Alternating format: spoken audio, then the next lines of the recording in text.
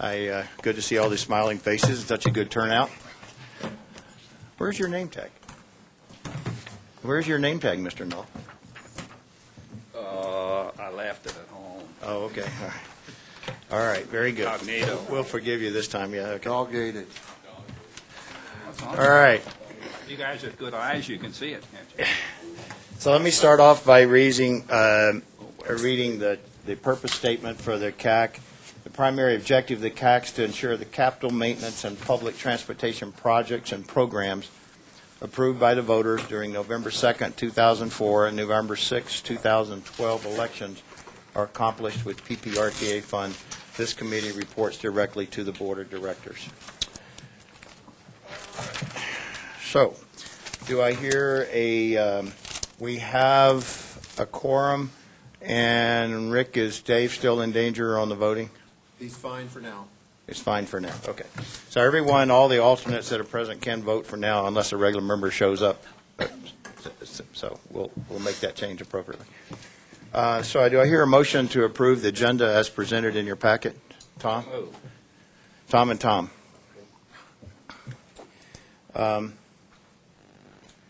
Public comment period for items not on the agenda. Anyone? Ed? I would just like to say I'm glad you're back. The person that filled in for you does not know how to conduct a short meeting.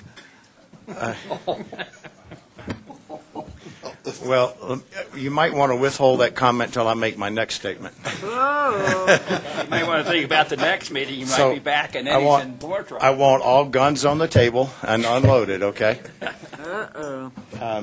So I have a comment I'd like to make, and and it's regards to some items in the discussion that happened at the last meeting that I personally have some reservations about.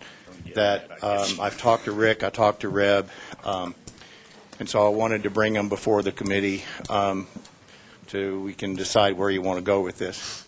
But my understanding was, as of the meeting, that we approved five $500,000 contracts for the city to do different kinds of work, and that we have an unlimited number of task orders not to exceed that $500,000. That's what happened. That's what we didn't approve. Right. We required a $100,000 limit for PPRTA. They're tacking on to a $500,000 contract, but within that, we won't approve anything over $100,000 without them coming to us. $100,000 limit. Yes. But unlimited task orders up to $100,000 and not to exceed the $500,000 for the contract. No, not to exceed. No, Oh. just not to exceed 100,000. Not to exceed 100,000.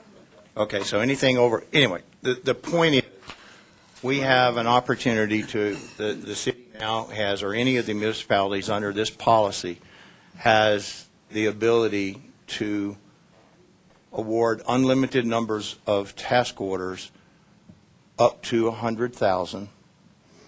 And based on the scope of the work that I saw in the contracts that were submitted in the packet, my concern is not questioning their ability to do that. My concern is our visibility over what work was done and the accountability of that work. And now the accountability and of whether it was, because we don't see the scope of works on the task orders, the scope of work in the contract was very vague. Where is the accountability and visibility over the work that's done with the RTA funds? And that only review is now being accomplished by Rick, Bev, and ultimately Rob to decide whether an invoice being submitted fits within the purview of the RTA. So by raising that limit to 100,000, we could have $2 or $3 million worth of work, of which we have absolutely no visibility over in terms of accountability to the citizens. That's my concern.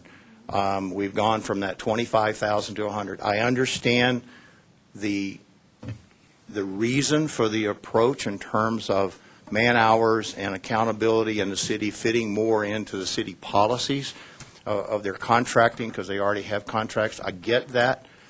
But my concern is back to the purpose of this committee in terms of accountability to the citizens and review and accountability for those projects. And that's my concern.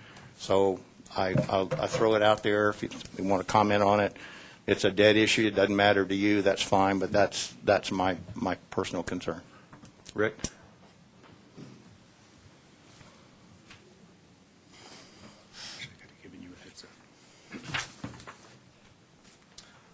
Rick Sonnenberg, Pikes Peak RTA Program and Contracts Manager. I think first we need to clarify how task orders have been used over the first 11 years.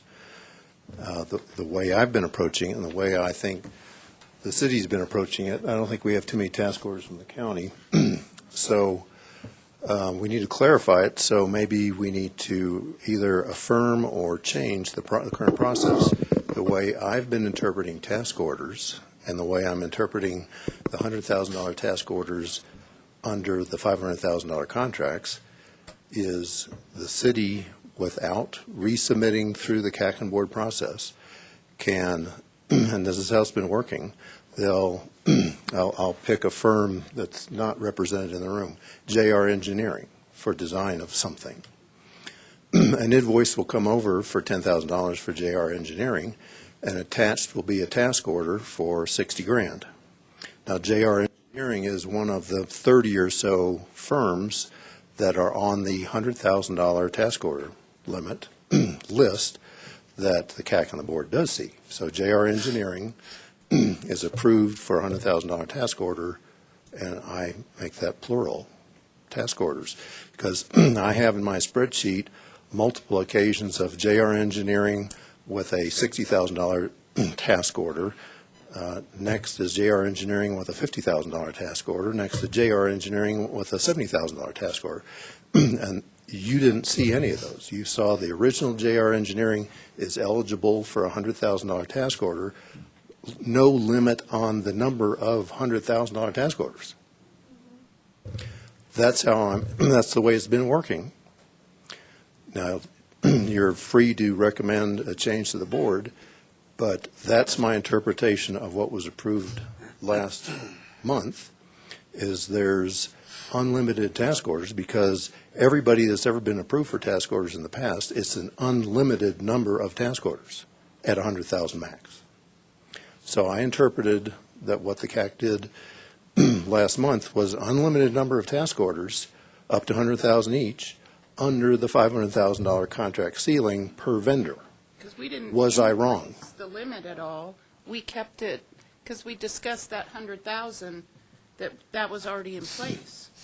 So we were just approving these vendors, is what I. But I saw, when Jim just said what I said, I saw a bunch of people shaking their heads no. So I'm asking to clarify, because I interpreted that it's an unlimited number of task orders up to 100,000 each under each of the $500,000 contracts for each of the 5 vendors. Was I wrong? May I ask? Well, from what you're saying right now, prior to that decision last month, there could still be unlimited numbers of task orders up to $100,000. That's what we've been doing over 100. What did we, in your interpretation, what did we decide that was different to what had been previously done? What did we do last month that is different? Because I thought we were staying with what we had previously done. That was my interpretation of what I was voting on. What was requested by the city was that the $500,000 contract limit would also be a task order limit of up to $500,000. And that's what and you did not want to do that. You Correct. wanted to stay with the 11-year past practice of $100,000 task order limit, but it could be, but the city could use any number of task orders and use up $500,000 per vendor before they had to come back. So they could have 5 100s or 10 50s or whatever the math is. And so what's the difference between that decision and what had happened, what had been going on the previous year? I don't understand That's the not. difference. The issue was that the city was asking for $500,000 task orders. Right.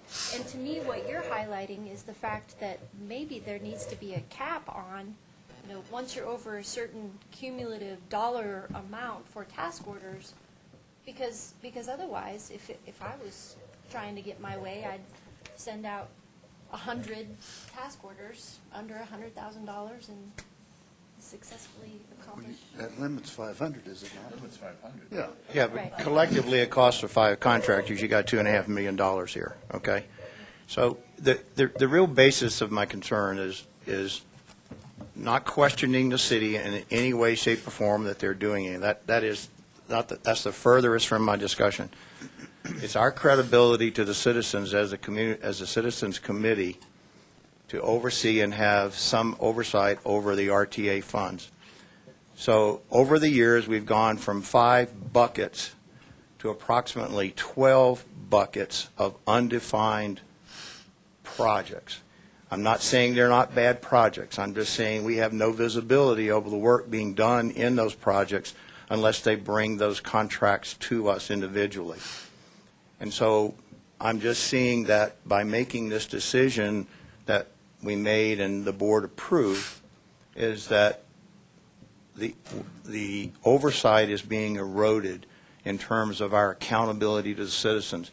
And with the confusion over RTA and 2C funding and whatnot, I personally want to try to make sure that we can say that the work being done with RTA money is in fact RTA work, not stormwater, not 2C, not something like that. And in my opinion, based on what I know, by approving $2.5 million worth of contract with a very, very general statement of work, and we don't see the task orders under those contracts, we don't have visibility over the work being done. And that's the basis of my concern. If nobody else wants to comment or get on that bandwagon because the water's already flown under the bridge, fine, that's the way. But I just wanted to bring up that comment. Jim? Sure. Jim?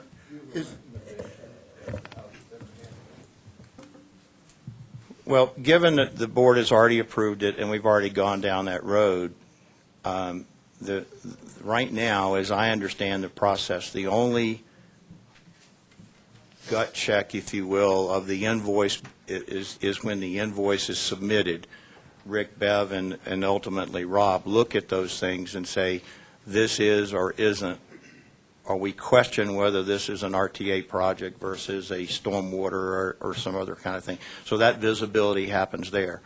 So it's happening, it's just that we don't see it. So if we're going down this trend of awarding large amounts of open-ended contracts for work, to me, some kind of report back periodically of what work has been done under that contract, the task orders that were submitted and that kind of stuff may be in order. I don't,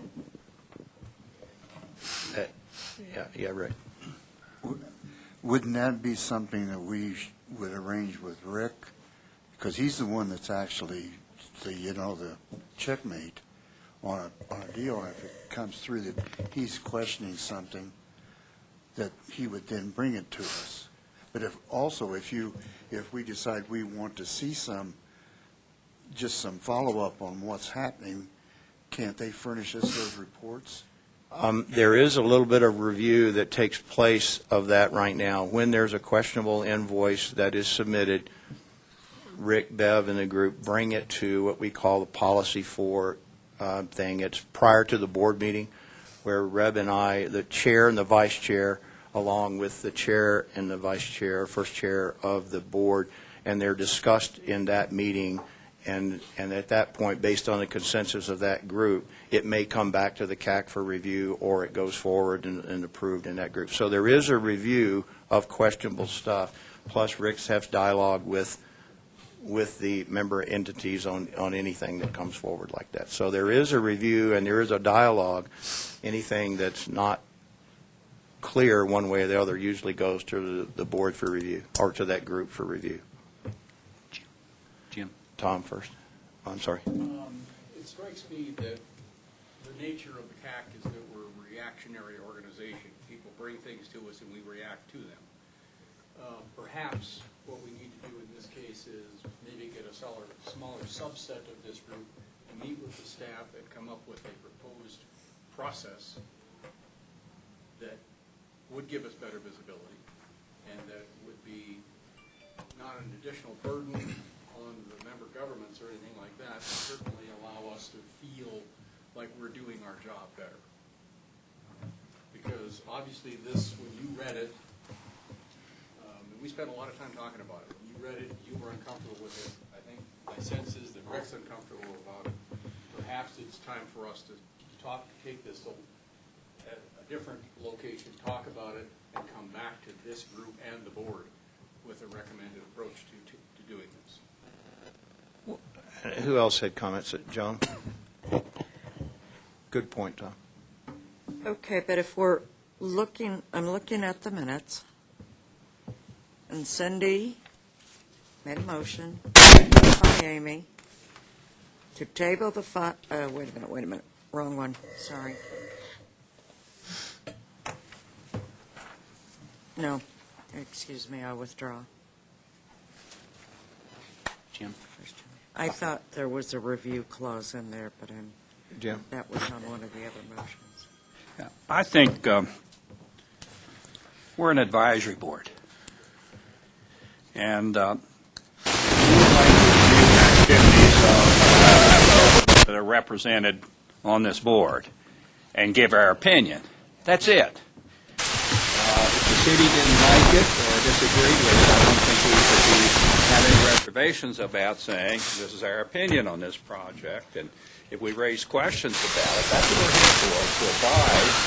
And if the elected officials don't want to listen or they listen and don't agree, that's fine. But I don't think we should restrict ourselves to be careful we don't advise on some sensitive issue, money or otherwise. And so I don't have a problem with us reviewing possible expenditures and budgets, but I do if we aren't going to react to it.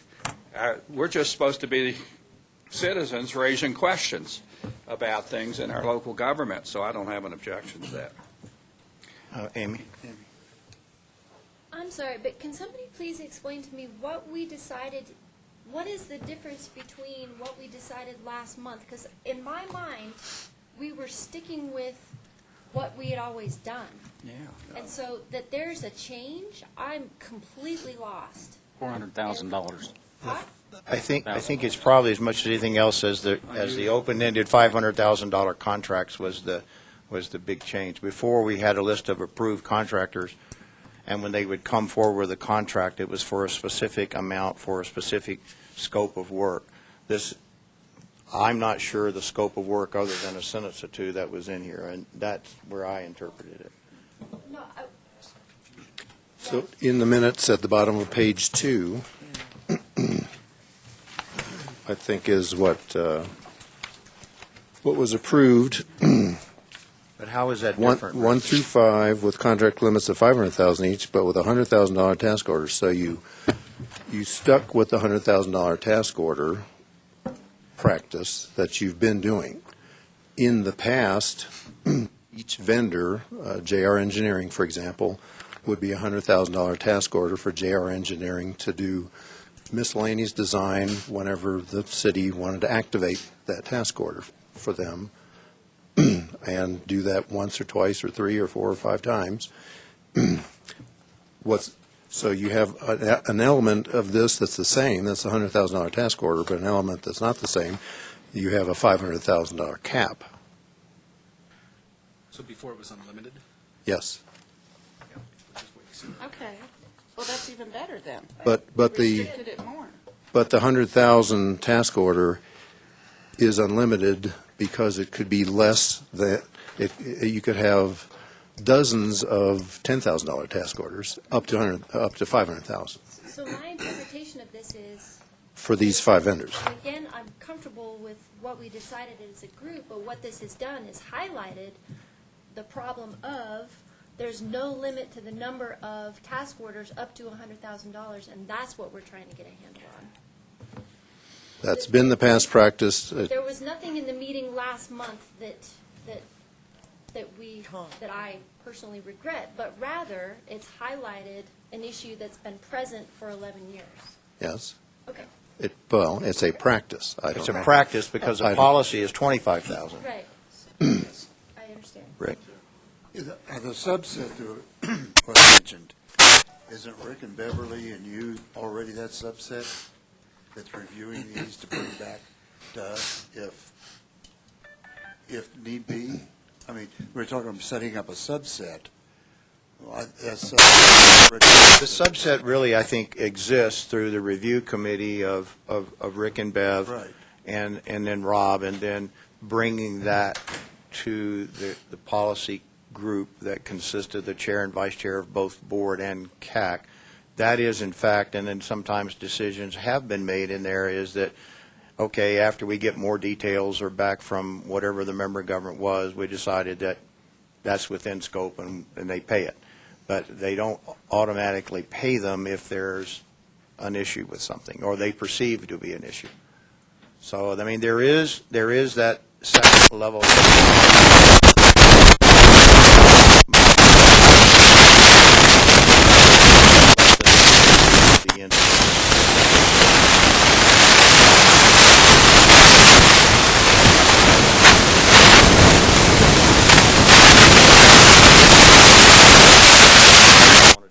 So, Tom, you had your hand. I think if I were to paraphrase what was said by the city, is they had some existing funds. They had some existing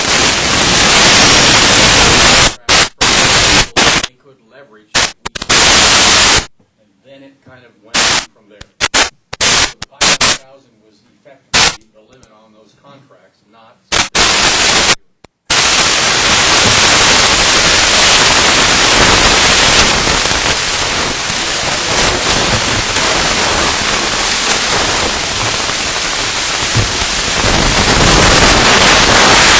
Reb, John?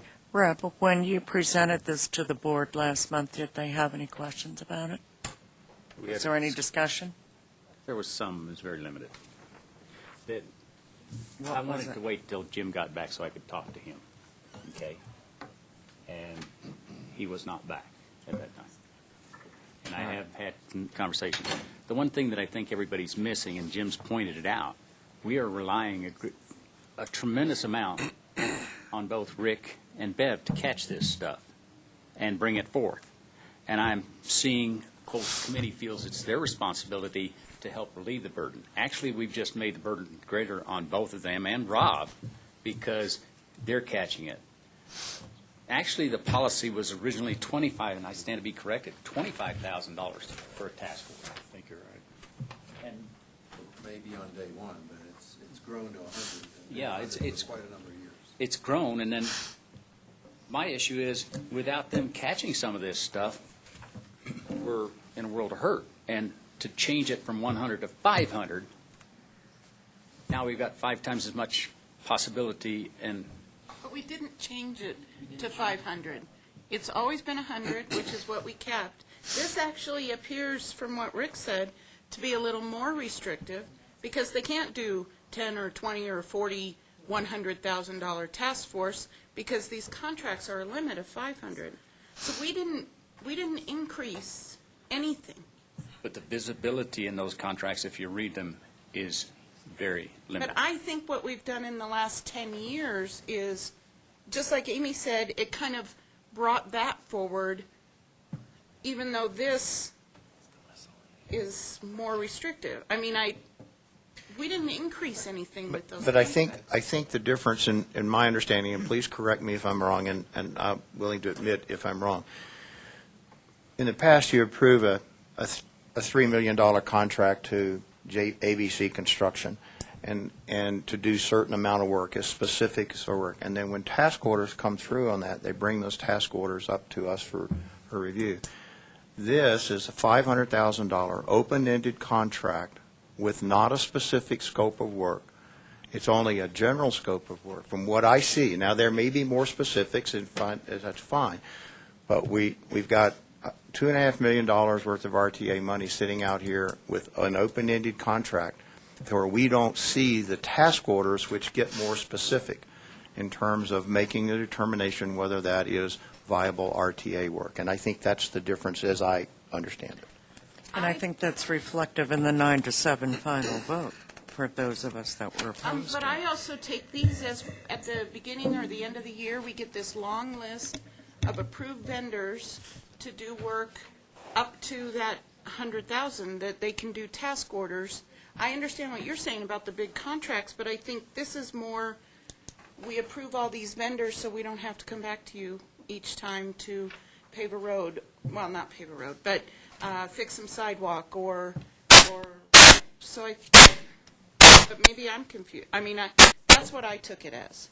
This is what we do at the beginning of the year, so they can do task orders with all of them. But we see the task orders if they're over 25,000 No, normally. we don't. I don't think we do. Do we? Okay, Jim, I don't want, No. This came to us last month, specifically from Corey, specifically with 2C paving being done in conjunction with Colorado Springs Utilities, where they were concerned about finding stuff underneath the road, and they wanted to try to stay on schedule. So they wanted a way of doing that without having to wait to come to the CAC and to the board. That was the context. My feeling, but that's a personal one, is that it was okay. But you and Reb and the chair and vice chair of the board and Rick and Rob and may think differently. So what I would like to have you do is put this on the agenda of your policy meeting and come back to us and with something, a proposal that you'd like us to work on. I don't think this group is the place to deal with that. I appreciate that, and I can certainly do that. And I just, and I'm willing to do that. But I just wanted to give my 2 cents worth to last month's discussion so that my reaction to what decision was made in terms of where my personal concerns is with the credibility of the group to the citizens. And that's where I'm coming from. No other accusations meant or entitled or any way, shape, or form. It's just what visibility we have. And they may be buried in those quarterly reports that are provided in terms of the financial status, but digging them out is not an easy task in terms of individual monies. And so anyway, all right. So we'll move on. But I appreciate you allowing me to make that comment. Any other comments from the audience or anything on public comment? Okay, thank you. Jim, can I make one comment? You may. As I wasn't here last week, but from what I'm hearing, it sounds like we're trying to be good stewards with the budget as we're considering these task orders, but there could be an unintended consequence as we're being good stewards with the budget as well, where we start handcuffing Corey or possibly the city to be able to be effective in their work. And I would just say that my only comment is that we balance that we be good stewards on both sides, allow the city to be able to get the work done, but also to be able to review the task orders and strike a balance. Let's not go one way or the other on the pendulum swing. Good point, and I agree with you. Well put. Okay. Sorry, Mr. Knoll. I'd just like to say I think we do a pretty good job of remembering, but in case we don't, we're an advisory committee. And if any activity that is of interest to citizens that comes before us, it requires us to take some kind of position, to ignore it, to support it, or do something else. So that's what we're here for. And it shouldn't be interpreted as anything else. We don't make those decisions. We're advising. If somebody sees an unusual project or a high expenditure, they might raise a question about that, but we're not here to approve the budget for the city or the county. And so I don't think anybody on this group thinks any differently than that. And so I don't think we were super sensitive at the time. I don't remember what we were. Okay? Yeah, Brian? For me, there's a really good illustration, and pardon my voice, I don't know what's going on. There's a really good illustration of the stewardship argument, the reason a lot of us had issue with this last month. I have a charity ride that I've done every year for the last 9 years, okay? Over the last 9 years, I've seen the city place more and more burden on me and the organization that I help with regard to record keeping and where the money's going and reporting and special events permits. And, you know, if we're going to give you, we're no longer giving you a discount, now you're going to have to do a dog and pony show for the LART committee. I don't think it's unreasonable of us as stewards, as advisors to the elected officials. And that's, I mean, they've got all this other stuff that they've got to deal with. One of the reasons we have these advisory boards is our job is to vet this stuff thoroughly so that we can properly advise. And I don't think it's unreasonable for us to ask for information. I don't think it's unreasonable. The city demands it. They demand, okay, I'm regulated as a realtor by the state. I only have to keep 4 years' worth of records for my real estate business. Yet the city's requiring me to keep 7 years for this charity. Okay? So I don't think it's unreasonable that if they feel they need to make these kind of demands on charities that are trying to help homeless veterans, that we can make, you know, not even as onerous a request for information from the city. So kind of an apples-to-apples comparison. Okay. All right, well, thank you. Let's move on. I appreciate your indulgence in allowing me to make that comment. So do I hear a motion to approve the minutes from the April 6th regular meeting? So moved. Second. Moved and seconded. All those in favor? Aye. All those opposed? Bev? Do we have money? Good afternoon. In front of you is your financials for February. Sales and use tax, $6,493,000. So we were $639,000 above the monthly budget, which is 9.8%, and 8.2% year-to-date above budget. So what we're going to do for the amended budget that you'll see this next month, comes to the CAC board this next month, is an additional $3 million for 2016. So that's pretty conservative, but you never know what's going to happen in the second half of the year. And we always like to also have additional revenue from the prior year, which in this case you'll see that next month, but it was around $5 million of additional revenue from last year. So the budget next month will go up pretty significantly. So on the second page, just comparing against the actual last year, we were 574 ahead for the month, or 855 for the 2 months, 6.97%. The other financials just show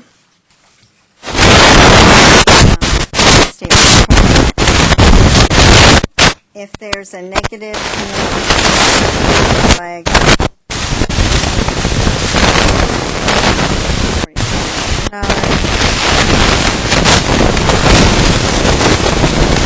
And the expenditures against it. And until that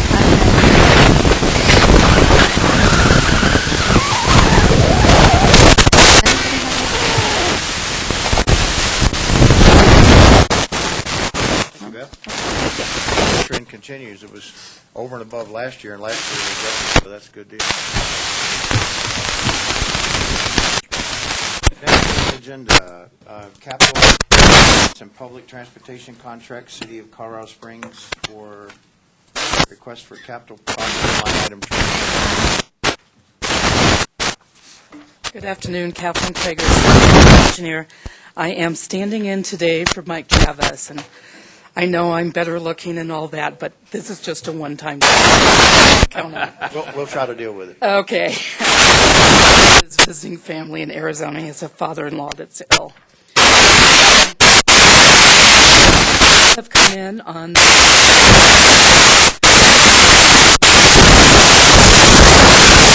in Union. We were expecting these bids to come in higher than what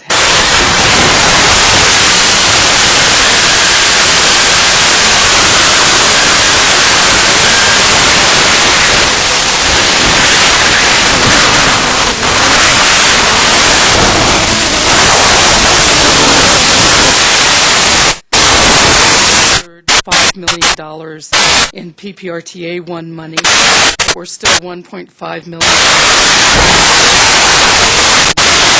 So we're going to transfer, with your approval, that money from the Pikes Peak construction to Woodman so that we can get this contract off.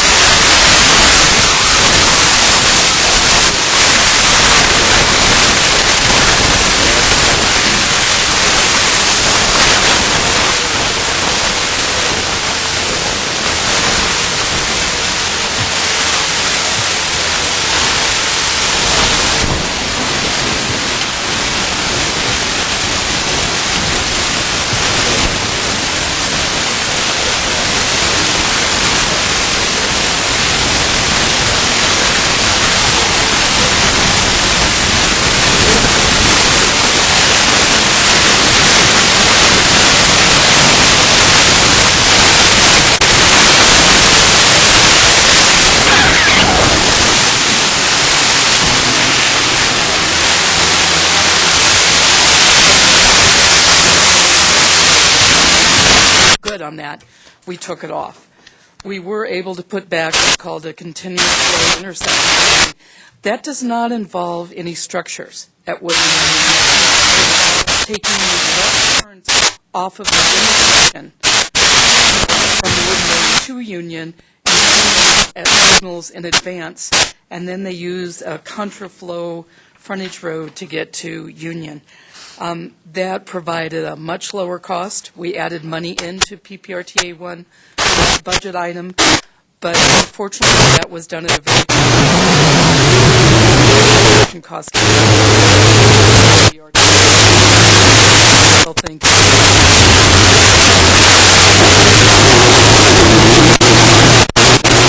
which would be that single point. Bridge. The answer was your conceptual design was very conceptual at the point versus now more specific. So that's correct. Okay, thank you. No problem. Rep, then I have a problem. This is probably legal. They're asking to take money from PPRTA 2 and transfer it to PPRTA 1. No, this project was in both PPRTA 1 and PPRTA 2.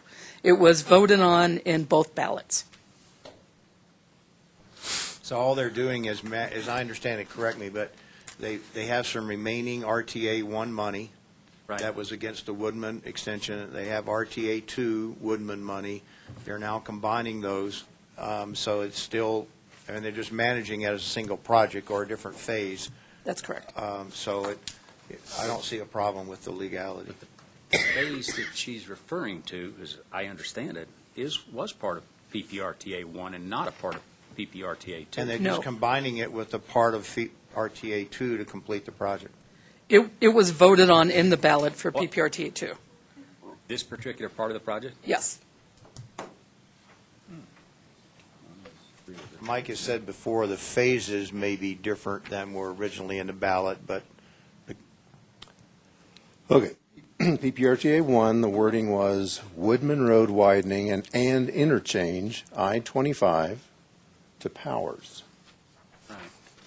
Okay, that's PPRTA 1. That's not fair. I can't remember these ballot measures. PPRTA 2 is Woodman Road improvements, Union Boulevard continuous flow intersection. The intersection. Just the intersection. The CFI, yeah, the CFI, and the I is intersection. RTA 1 was general, RTA 2 is a little bit more specific. So this project is a combination of widening of Woodman, where it's currently 4 lanes to 6 lanes, which was partially funded under PPRTA 1, and the CFI intersection at Woodman and Union, which was funded under PPRTA 2, and there's additional federal funding that is used on both projects. Brian? Obviously, we all know something has to be done at that intersection. I was wondering if you guys at the city are getting the same kind of feedback that I've been getting from people about the bridge at Fountain there. Fillmore, thank you. Fillmore. You knew exactly what I was talking about. The bridge at Fillmore going up before you go up the hill to Centennial. Sure. We have had people complain about it, although those complaints have dropped off. It's weird. Okay. And that's kind of the concern, because I've seen the design for the continuous flow, and I think it's a very creative way to handle traffic. Yes. My concern is, do you remember what happened when we put in roundabouts? People lost their freaking minds because they don't know how to do them. And now we have 78 roundabouts in the city of Colorado Right, Springs. and they learned, but there was also a tremendous cost to the citizens in accidents. Driving, for God's Have you So- seen this intersection? Yes, So- I've driven it. No, this intersection that we're talking about. Yeah. So Have you seen the design? let me explain a couple things. In order to provide good capacity on our roadways that is needed and cut down on the amount of money that is needed to provide those capacities, because that money is not available, we are looking at some creative designs like DDIs and CFIs. DDIs may seem wild and wacky here. I went to Salt Lake City this winter for a conference and drove about a dozen DDIs where they are as normal as a diamond interchange. And it's only been a couple years out there. You need to give any new design a while to establish itself and for people to get used to driving it, and they will.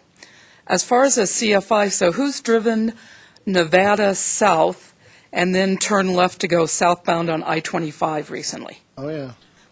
It's a CFI.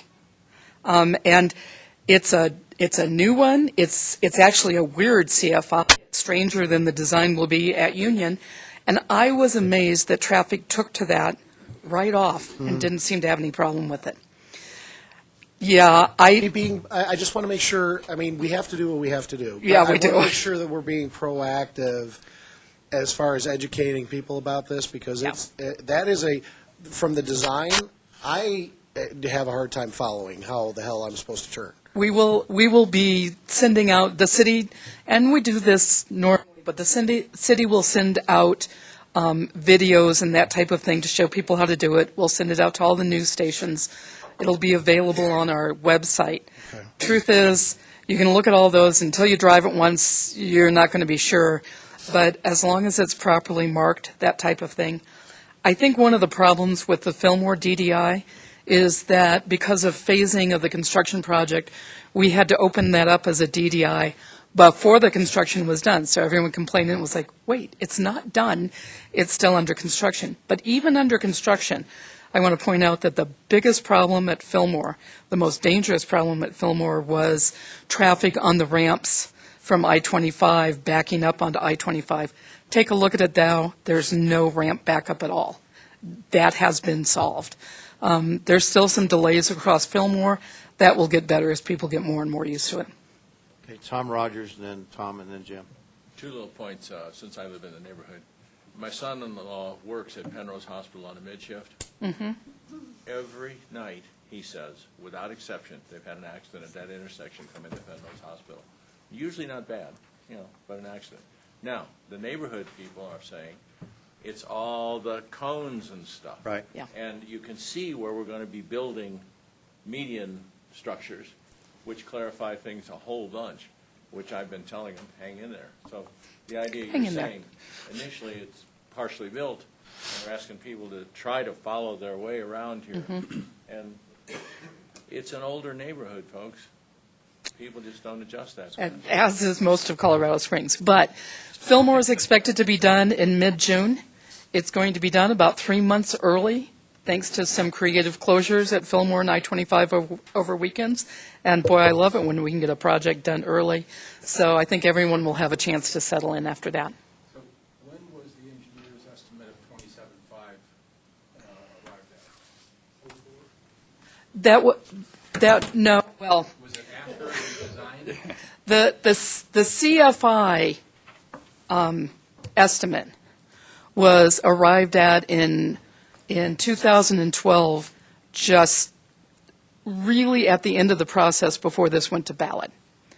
And it was such a good idea, we didn't want to miss it, and so we put it on the ballot. The 27.5. Yes, And you got the additional 6.1 from other sources. yes.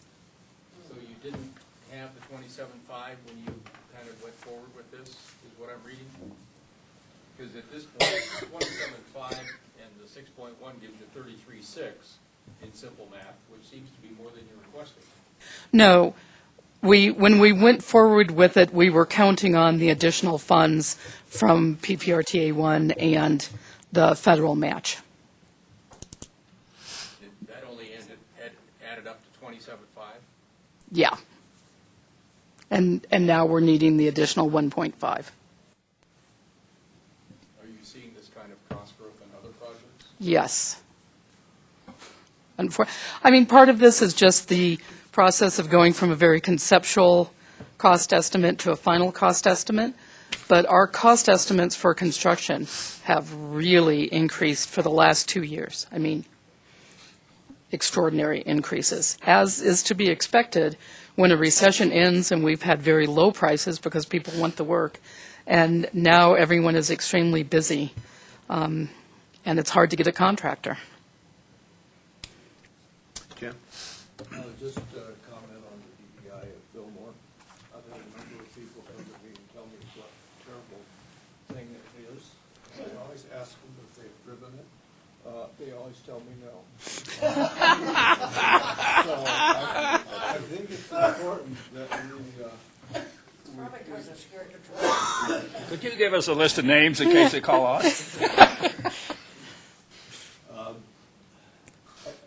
I think it's important that we probe some of these, point number one. Point number two, some people, I just assume they didn't try driving. Period. It's not the DDI, it's driving, period. Yeah. So, Okay. just thought I'd interject that. Do you have a vehicle for replacing the 1.5 million back to Pikes Peak? We do. We're just waiting for some cost estimates to come in so that we can shift other money around to, because we do want to put that back into Pikes Peak. The question I have is, so are you then going to be short of money on Pikes Peak Avenue also, and you're going to have to come back and ask for more money for that? We will be shifting money from other projects when our estimates, final estimates come in and we have money available, and move it into Pikes Peak. This is just sort of a holding location for us. The good news is that we've got money that's going to be doled out in the budget. If we continue this trend, some of those holes will eventually be filled with additional money from the revenue being brought in. We chose Pikes Peak because it's not ready for reconstruction yet. We still have more things that need to be done before we can start the reconstruction of it. So it gives us a little time to move money around before we start that project. Brad? Tom, I'd kind of like to address something Tom said. Basically, they have X number of dollars that they're going to get over a 10-year period. None of those projects were prioritized. It's up to them, i.e., in this case, the city staff, to figure, all right, this one needs to be done, and then they figure out how to budget it. I really resent the fact that they're taking it out of Pikes Peak, and Kathleen knows why. But seriously, it's an issue. So basically, one of the things we just did is we prioritized, and we have, Rick will correct me, I'm sure, I never remember the right number, approximately $5 million held back from PPRTA 1 to finish Mark Sheffel South, and then there's some issues with Mark Sheffel North, which has been scaled back. But literally, the fact that they're taking it out of Pikes Peak, it's just Pikes Peak, and not some other project. I like the idea because it keeps it simple in terms of, hey, it's only one project that's been, quote, robbed. And this is the second time they've downgraded it, and with good cause. Apparently, they have some other issues. I could start with one. It's on the south side. It's called Memorial Park. No, Yeah. okay. Does that help? I can assure you that the city traffic engineer also drives Pikes Peak every day, and I don't mind driving it in my city vehicle and hitting those potholes, but I really mind driving it in my personal car and hitting those potholes. So yes, we will get Pikes Peak reconstructed just as soon as it's ready. Or there's a big one right by General Palmer's statue now, too. That would be on Platt. Did you want your name put on that one? Okay. General Palmer. I have to Carla, stop do you drinking. have an issue? Okay, this is just kind of a question. I get that budgets are fluid. I get that dollars are best allocated as things come up. My concern is, one day it's Pikes Peak, then it's Mark Shuffle, then it becomes a slope of what's next. And I'm going to go back to how Jim started the meeting. Visibility. You will never be able to say, we promise we're going to put the money back. I'm concerned that when we know we have dollars coming into this because the economy's improved, is there any way to capture the dollars that we know are coming, Bev, and either allocate immediately to Pikes Peak or just fund this? If I may, the projects are approved without a dollar value on them, okay? And so then it's up to the member entities to work as best they can down that list with the money available to them. So we allocate a dollar amount for capital or maintenance to the people, to the member governments, and then they decide how to set that up. And so there's nothing in the approval process that says that $10 million was for Pikes Peak. That's their estimate. And so that estimate will ebb and flow given cost and or scope. And so it may be, and I think Mike said this about Pikes Peak the first time they came and took a little money out of it, was they just de-scoped it. They found some things that they could do that wouldn't impact the improvement on the road, and they used that first chunk of money out of that to put somewhere else. So it's really up to the member governments. We have not gotten into the thing of saying that you've got to spend $3.5 million on this project. So it's really up to them. They're just showing us, because in their budget, they've presented cost estimates for the projects, and that's what you see on the back of here.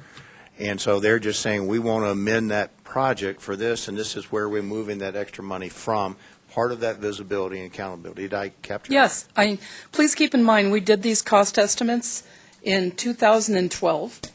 They will have to carry us through to 2025.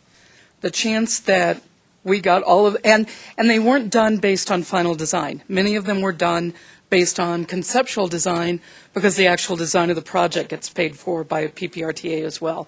So the chance of hitting it right on every cost estimate is really slim. But that's sort of the beauty of how this works, is it gives the citizens a chance to say, yes, these are projects we want. By doing an A and B list, it gives us some flexibility so that we can make sure we meet all of our promises to the citizens and then try to get some extra in as well. And I appreciate the intent, absolutely appreciate it's precedent that is being established, just to know that as I sit here, it's the wisdom that I have to bring to question you. So it's Yeah, and actually, we have been moving money around between projects to get projects done since 2005. We just have to do that. Yeah. Jennifer, did you have something to? Yeah. Jennifer Irvin, El Paso County. I just wanted to add, along with what Kathleen said about our estimates, what we should also remember is when we did PPRTA 2, we had made an assumption when we did our cost estimates and then identified specific projects. We had looked at only 75% of the overall expected allocation of funds. So I guess there's also some flexibility kind of built in there. Now, I know between the city and us and other entities, when we make a line item transfer, or we ask for additional money, or we're looking at these things, we look at those very carefully and think, are those additional monies, we know that could affect other projects. So I guess I just wanted to remind us that when we looked at those budgets, we had identified those projects based upon 75% of the projected revenues over the whole 10-year period. So keep that in mind as well. Good point. Thank you. Okay, so any other questions on this particular line item, the request for line item transfer? I make a motion to approve. Do I hear a A second? Tom Hoover, or Rick Hoover. All those in favor? Aye. Any opposed? Motion carries. You want to do the next one, Kathleen? I think I do. The next one is a contract. This is a Safe Routes to School project, considering that we no longer have Safe Routes to School in that form of a federal dollar amount. This is a very old project that we have been waiting on the contract for with the feds and the state. It is now ready to go. It's for new sidewalks at Edison Elementary. I don't think it's Edison Elementary. It's Midland Elementary on Broadway. And Broadway on the west side of town between 21st and 26th. It's to complete sidewalks in that area, put some bump outs in for safer pedestrian crossings to the elementary school. I believe that this grant is about 5 years old now. And so the original cost estimate was low. We need to put some money back into it in order to get enough money along with the federal money to do those sidewalks. So that is what we're asking for in this. It's for the children. Amy? Just a quick question. Are we sure Midland's going to stay open? Sometimes we've done Safe Routes to School projects and find out, oops. Yeah, I wish I could provide you with that guarantee, Not but guaranteed, but no discussion. there has not been a discussion, but the school districts have surprised me before. But so far, they have not listed Midland as a potential closure. Point, just on your summary sheet, this first sheet here, it shows it as a capital. On your fact sheet, it checks maintenance. A new sidewalk should be. It is a capital project under sidewalks. Thank you. Mine says capital. On the back sheet, on the back side, it doesn't, so on the back side of it. Just for consistency. Who else had a question? Brett? I want to be educated. What's a bump out? Other than this, No. It's not one of those. Exactly. What happens is when you have a very wide street, which we have on Broadway that isn't used by a lot of lanes, we move the curb and gutter out closer to the middle of the street so that the kids on the sidewalks have a chance to have a narrower cross-section of the road to cross. In the street as long. Right. It also keeps people from parallel parking too close to the stop sign in the intersection. It serves also to kind of traffic control. force people to slow down a little bit. Or You already slowed down on Colorado going in. it could the be town. it could be an incentive for the front end alignment guy down the street too after the cars race. Kathleen, I have a map pulled up of the school, and I was wondering, could you just tell again where you guys are planning on doing this? It is From Westland to Calvert. from Westland to Calvert Avenue Okay, so where's your plan? on Broadway.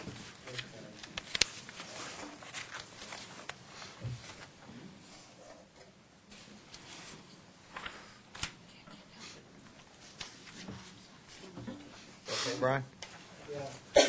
Okay, you want to continue? We'll do them all at one time? Let's do them all at one time. This is for $150,000 for on-call landscaping maintenance that is going to TP Enterprises to maintain landscaping of PPRTA projects that have already been built.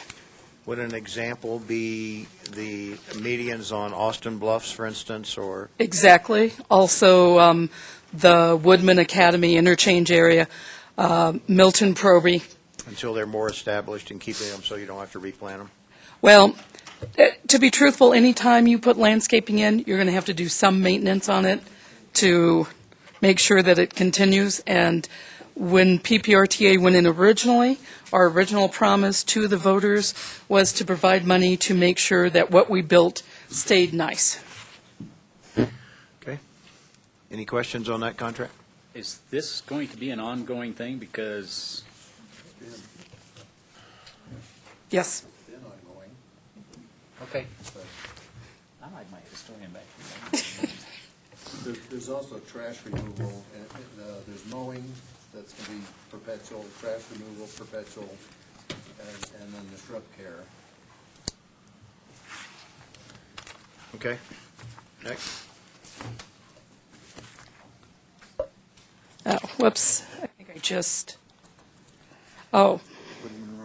Woodman Road. This is the Woodman Road widening project. The PPRTA amount is $19,669. There's also grant and CSU money involved. This is the part of the project that you just looked at that we were adding 1.5 million, but this is the actual contract. So that 19 assumes the 1.5 add? Yeah, the 19 million is the portion from PPRTA 2 that is going to make up the 31,350,000. Okay. Any questions on that one? Anybody? Wildcat was the lowest bidder at 31 million. We had two other bids that were 33 and almost 35 million. Okay. Citywide intersection? Citywide intersection. This is to provide a pedestrian bridge over Monument Creek for the new Midland Trail that will run along Cimarron as part of the Cimarron interchange. You might ask yourself why a pedestrian bridge is an intersection improvement.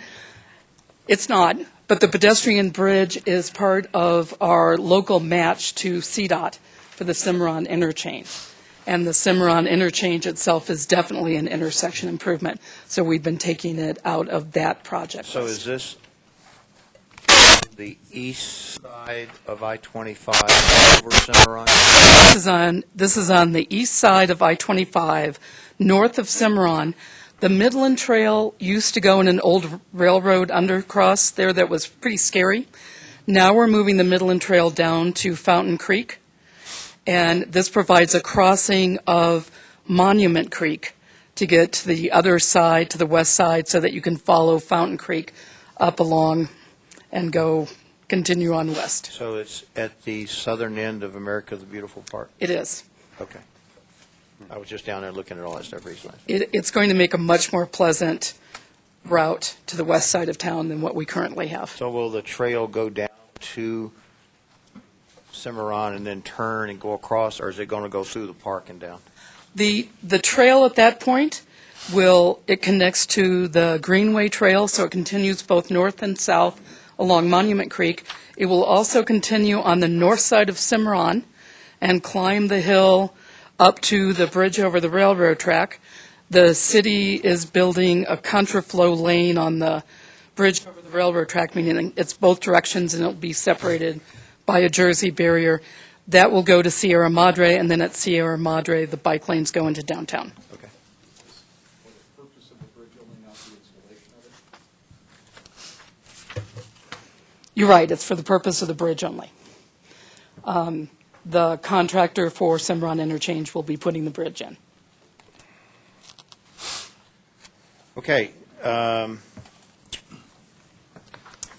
Move approval as submitted. I would there's one more, but I would entertain a motion to separate the first four from the fifth one and vote on the first four. So move Joan and Brian. So we're going to separate the first four contract approvals for the city that have been presented to us and then vote on those. I would move approval of the first four contracts as presented.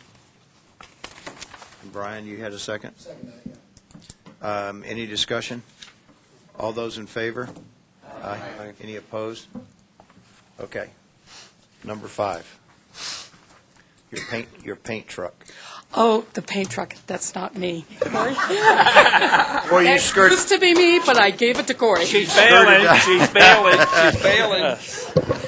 Skirted that one real Right. quick. Corey Farkas, Mr. Chair, City Mr. Chair. Public Works Operations and Maintenance.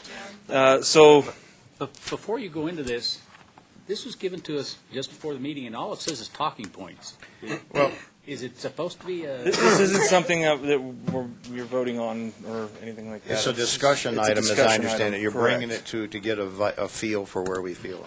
Okay, just back up. Before Now I want before we send clarification. people in doing a lot of work, I want to get a feel for what you guys are feeling here. So I want a clarification. So was this the fifth item? Because I thought we were done with it. Well, the fifth item says paint truck purchase, discussion only, no memo. Maintenance and operations is seeking authorization, so, It's on the agenda? no, right here. On their Reb, on this sheet. The last item. Go ahead, Corey. thank you. Reb's just catching up. No worries. No worries. It's been a long day. So the time is here. We come every year and we have some rental needs every year for our equipment, and every year you guys have asked, hey, would it be better to purchase? And at the moment, for those typical, for the paver and some of those larger pieces of equipment, so far the answer's been no. However, we've now come across a need with our paint truck. So some of the talking points here, just to give you some information. The current paint truck that we have is a 2004. The mileage, 52,000, might seem low for a normal vehicle, but this is a very specialized piece of equipment. So that's actually a pretty high number for the mileage. Our average annual operating costs for labor, parts, fuel, et cetera, at this point on average are $26,000 roughly. $27,000 a year. And as we're seeing this vehicle get older and older, it seems like it's in the shop a lot more at this point. And we'll kind of talk about that. Hang on a minute, Corey. John, would you? Yeah, Corey, what's miscellaneous? Everything that goes into the operating. So we just, again, labor, parts, fuel, oil, brake pads, just Labor parts, fuel, oil, miscellaneous. What's right. miscellaneous? Everything else that could go into maintaining of a vehicle. Anything that breaks. Tires. I mean, there's tires, brakes, wear parts. All right, guys. Yeah, I think we're splitting hairs here. Yeah, we are. We are. Well, I just get concerned when I see these miscellaneous things because It could be antifreeze. It could be. I could bring you a cut sheet of this specialized piece of equipment that would be 5,000 line items long. It could be any one of those. Well, we were just have it defined, so that helps. Go ahead, Corey. Okay. So obviously 2012 to 2013, as it's stated here, that was our highest year. It was down quite often, 42,000 for maintenance on that. Is that contracted or in-house? That goes through Serco. So the city is paying for that, but it's just kind of, we're just trying to give you a feel for how often this piece of equipment is down. It's been in and out of the shop since January of this year for various items, and even on good days when we could be out there painting, it's often down. Hence the need. And again, it is old, so technology is passing us by. Kathleen, do you know how many years ago we got that other new truck, epoxy truck? The epoxy truck, we would have gotten that in like 2010. 2010.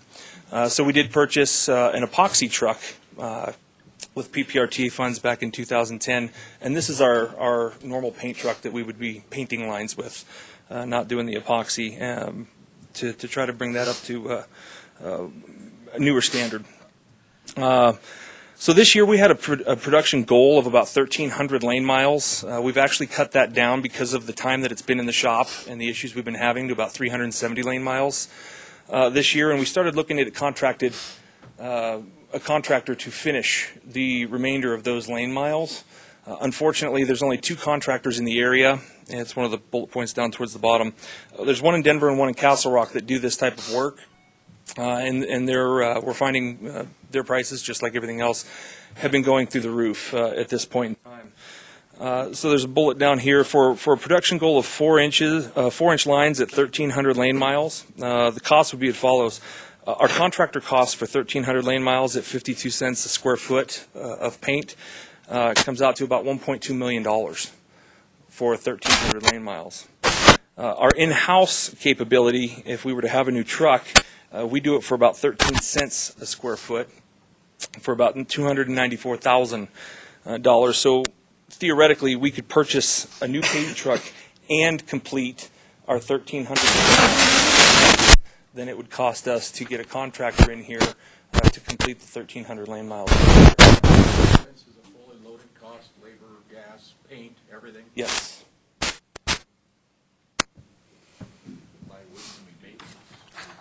Well, again, and what I'm looking for here is to just give the group this information, and you'll see at the bottom, a new truck cost is approximately $500,000. One quote. It's a specialized piece of equipment. There's not many people that build these things. So we can go out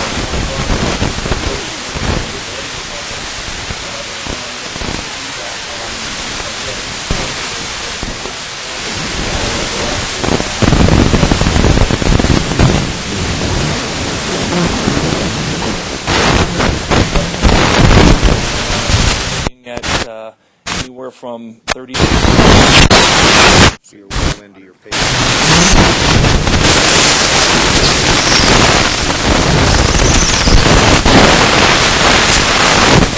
Addition.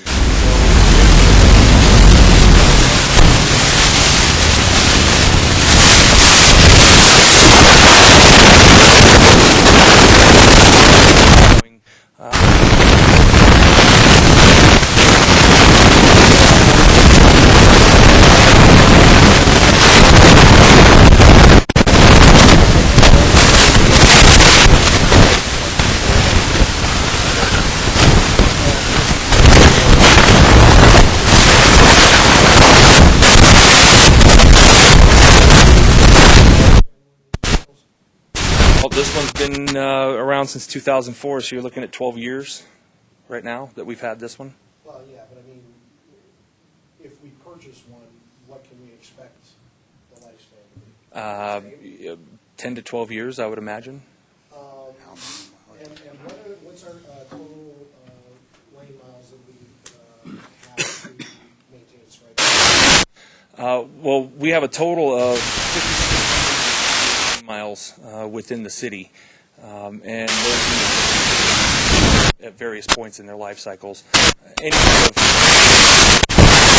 whether it's a chip seal again or any of the other CIP projects, those kinds of things, we with this particular truck. So anything that would be impacted by PPRTA projects. Do you happen to have the most? I don't have that off the top of my head, but it's probably something that we could find out. Okay. Is the 1,300, is that?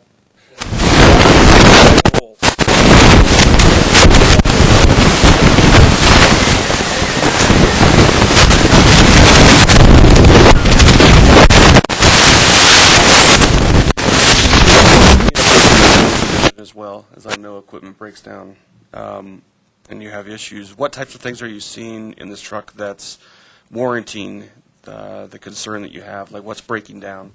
To explain to everyone else, like what are the components that are breaking down that you're seeing that's prompting you to do this? Well, the truck itself hasn't had too many problems. It's the pumps, sprayers, all of this specialized equipment for putting the paint on the ground that we're having issues with. And that's not something that you can just go out to your local parts store and grab parts for. So it goes into the shop and it ends up staying in the shop for 3 months while they order parts from wherever for all these moving parts that are on this spray truck. And so yeah, it's becoming a problem. I was just going to say, are those parts getting pretty pricey to keep replacing? And they're absolutely getting pricey. And as these trucks get older, they start not making those parts anymore. They We've moved on to actually newer stuff. we've actually had to have parts machined for our equipment, both this and our sweepers, because they are so old. Tom and then Jim. I was, Salvage it or sell it to a town that only has 307 miles that needs to be paved, or what? Well, the current truck that we have is a city vehicle, so I have to talk to the city on what we can do with that. But what my hope would be is that we could trade it in on another piece of equipment that we would need to maintain our roads. Mr. Knoll? I guess I'm wondering why we even look at this. It's interesting to know what our equipment costs, but is somebody worried about whether we got a truck we really didn't need or something? I think, if I may, that, we had this discussion several years ago. It's been kicked around on this committee ever since I've been part of the committee and before, about RTA purchase of vehicles.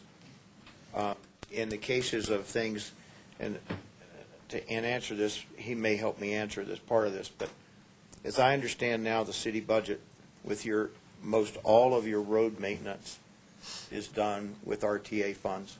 There's no general fund money that I'm aware of going to, in general, to road maintenance. We do have some. We have a $1.5 million CIP paving program that we have for that, and then obviously the 2C So I know is also CIP. I know that PPACG provides some funding through various things for roads and this, that, and another. So my question, and I think that before I would consider anything purchased with RTA funds, is some kind of either cost share on behalf of the city for a portion of this, that which some work may be done that's not RTA funded projects, or if it's going to be exclusively for RTA projects. I don't know how to stand over somebody and make sure this piece of road is, but I think that it's incumbent upon us, and the vehicles we've had in the past, is that they're dedicated to RTA projects. And that's been kind of the speed bump you got to pass. And so, Now, as I understand it, RTA money is to go into the roadway. So whether it's, for example, we use city projects or city equipment on PPRTA projects every day. We use city personnel on PPRTA projects every day. So as long as it's going into the maintenance of our roadway infrastructure, that's what we were looking at as the guideline. who else, Rev?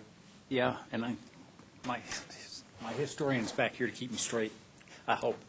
I think the discussion started around pickups, and we got to, and it eventually evolved into, yes, PPRTA would assist, at least in part, with specialized equipment. Yes. And specifically, and I think Kathleen's, I think the first one we approved was the epoxy truck that I can recall after the discussion.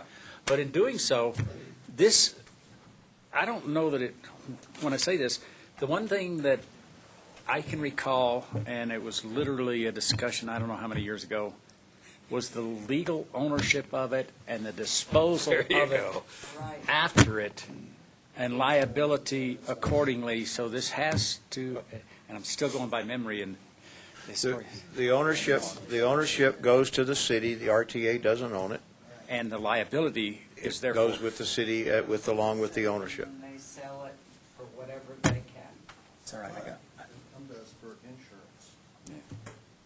insurance. That's why we've got our city, our historians. However, the last time we discussed this, and the city made the promise no more pickup trucks, we also agreed that if we had a vehicle that was purchased by PPRTA and we needed to replace it or replace some other vehicle and it was time for it to go, we would either dispose of it and give the money back to PPRTA, which we've done, or we would use it as a trade-in for the next vehicle. I agree. That was a discussion. Is The other thing too, that I've here a while, I'm totally against pickup trucks, whatever. Specialized equipment with a bend, I soften a little bit because I think we also talked about if it was a specialized piece of equipment, it would also be some PPRTA money taken out of the pool for the benefit of El Paso County, the city, and whatever, that also, when possible, if the county wanted to share that or use that equipment, it would be shared as well. Correct. Then I soften quite a Yeah. bit. And we have done that. The only thing we ask is that we do send our crews that are certified to run these specialized equipment with, and we charge a minimal amount for those crews. But that has worked out well. We've done striping, for example, in Manitou Springs, to keep them from having to hire a private striping company. And I'm assuming you guys charge less than the private company. Oh, yeah. Have you done any in Green Mountain Falls yet?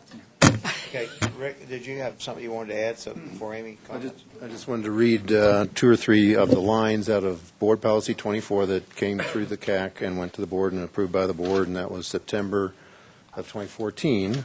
And, of course, the pickup, discontinue the practice of purchasing non-specialized vehicles, which means continue the practice of purchasing pickups. Continue the practice of purchasing specialized vehicles and equipment. And then number 7 is member governments should be encouraged to share their vehicles with other member governments. So that's 3 of the 8 elements of that. So it's perfectly legit per board policy number 24 because it's continuing the practice of purchasing specialized vehicles and equipment. I told the staff they could proceed to go develop their RFP and their bids. They wanted, out of an abundance of caution, to come to you and get a pre-clearance. If they didn't do, like Corey said, didn't do all the work and get a rejection, but it's perfectly legit per board policy 24. Amy, you had a question. I guess my only question is, the paint truck that we have right now is city-owned, and that would be sold in order to buy another city-owned vehicle. It feels a little strange to replace a city vehicle with a PPRTA vehicle. Does it not? Or I is that, think you're misinterpreting. I'm misinterpreting? What am I doing? It's, the one that's city-owned was owned before PPRTA, if I'm not mistaken. They're going to use it and trade it in for you, a nice new model. It's only going to last 10 years.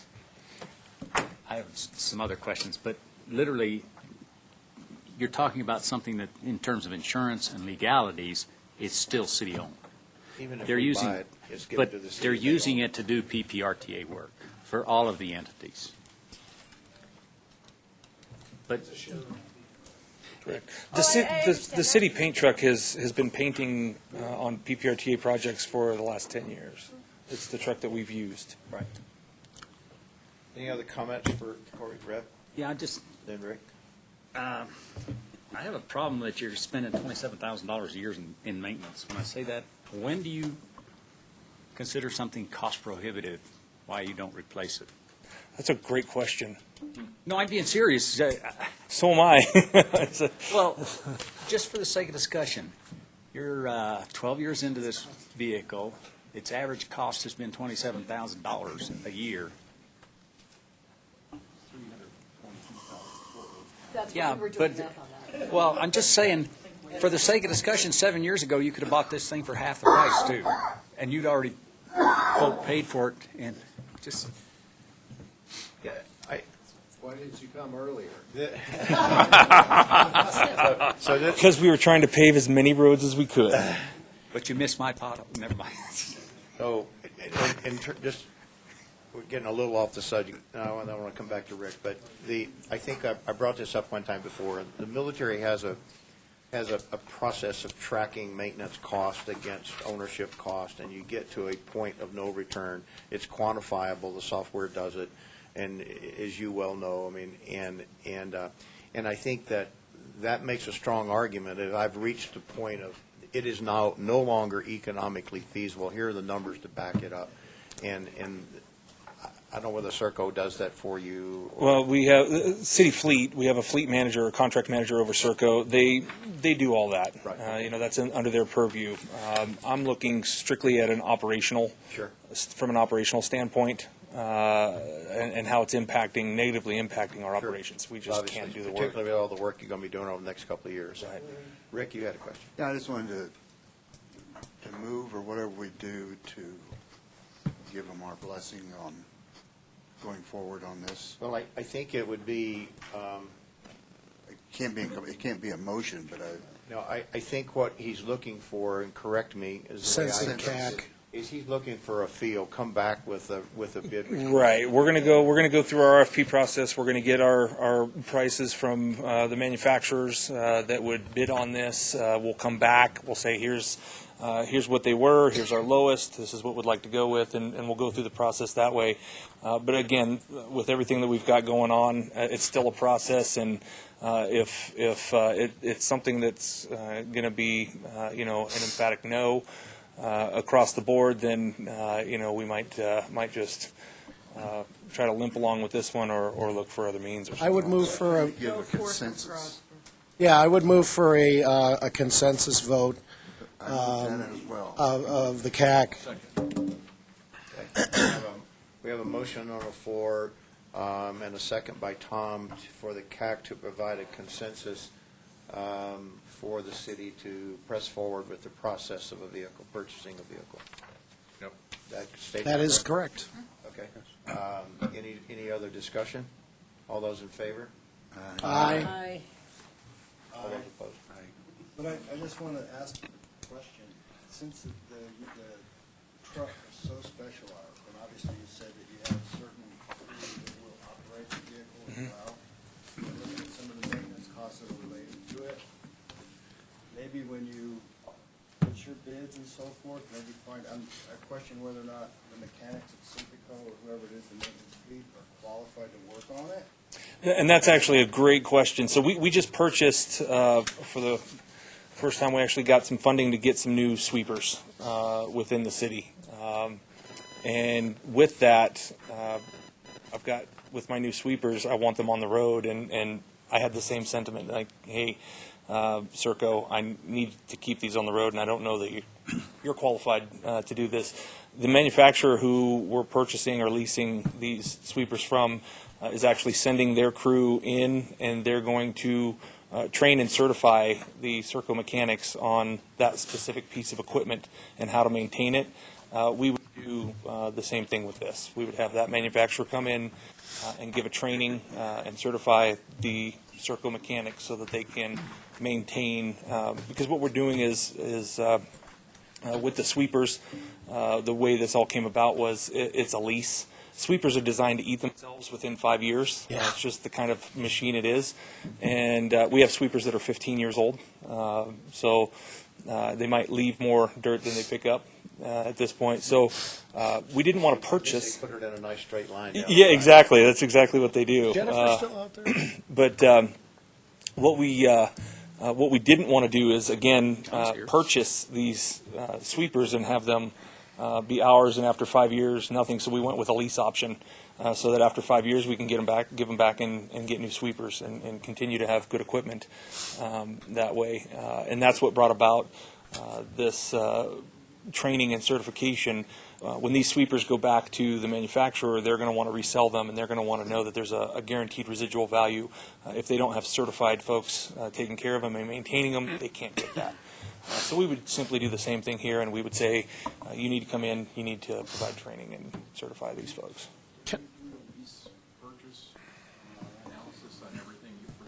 I believe so. Did Mike left? Zeller was here. But yes, we got, on the RFP for the sweepers, we had purchase price and lease pricing, and then procurement went out and found better pricing through another bank. Can I ask real quick, the oversight on the quality assurance for Serco? I assume that we've got somebody at the city who oversees and makes sure that these guys are doing their jobs. Correct. And again, that's under fleet, and there's I believe 5 employees remaining under fleet, and they've got that contract and take care of all that. And they keep an eye on all that. Okay, thanks. Jim? Just for clarification. Man, I got buzzes in my ear. It's an Amber Alert. Are the paint trucks you using primarily DeVilbiss or Graco equipment? And is that where your problem is? Say that one more time. The paint truck that you're considering, is it using either Graco or DeVilbiss? I don't know that. I was wondering if you could do a similar, and it's just a suggestion, Can you do a lease purchase option on the paint trucks? Don't see why not. Yeah.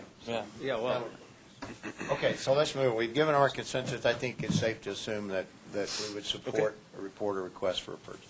Perfect. Then I'll be back as soon as we can get the information. Thank you. Thanks. Corey. Thank you.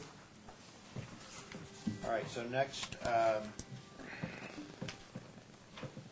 El Paso County. Hey, Jim, Yes, sir.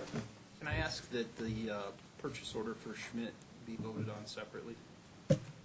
Or I'll have to recuse myself from the whole. Yeah, we can. in other words, we approve items 1 and 3 separately from item 2. Is that right? Let's go ahead and present them all, and then we'll vote on them. All three? Okay. I'll just present them in the order then that they're in your packet. Good afternoon, John Clack, El Paso County, Department of Public Works. We have 3 maintenance items for your consideration today. The first one is for aggregates, and this would be a purchase order in the amount of $280,000. This would be $70,000 for graveling and gravel roads and $210,000 for chips for our chip sealing kit. Be for various for these prices. The second item is for asphalt. This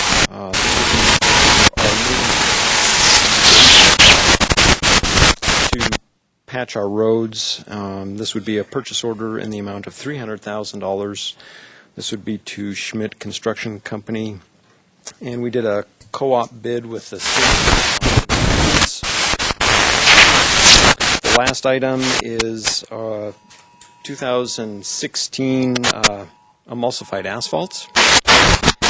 And this would be for a purchase order in the amount of $725,000 to Sun4 Energy, and we would be using a CDOT contract for that. Can I answer any questions? Did we run into the same thing that we were just talking about at the beginning of the meeting with this $180,000 for various? We thinking too much. I don't think you're thinking. In my mind, it's different. Purchase a product, and they may buy it from company A one time and company B the next based on the business quantity. It's a little different than, in my mind, other people can chime in. But Right, and actually we have several suppliers that we can get materials from, and we're just going to determine that based on location, availability of material, and things you've like already that. vetted these guys, and they're on your approval list for the county and all that stuff anyway. Supplier. We have suppliers that we would typically purchase from. I just don't see the difference of what we just went through with the city, and they're over 100,000. Why wouldn't this fall under that? Am I? This is a product as opposed to a project. This is Is literally, that different yeah. from the bylaws? No, the difference is it's material that you physically see as opposed to a finished contract that may include the drainage under it, the sub base under the road, and then Jim's the blacktop on top.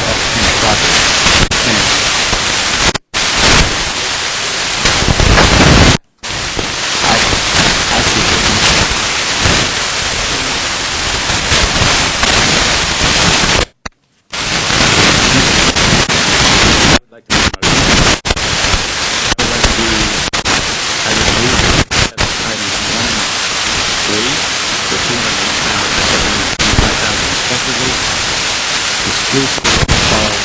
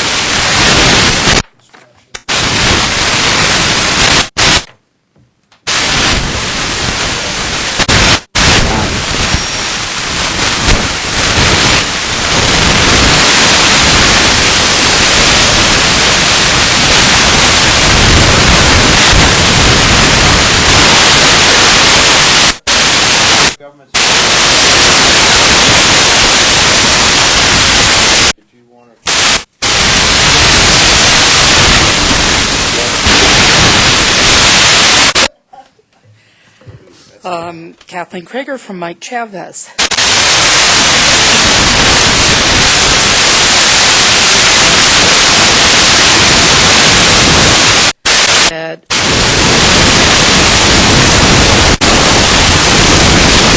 Thank you.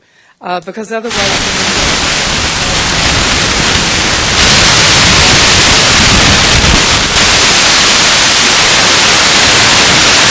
million.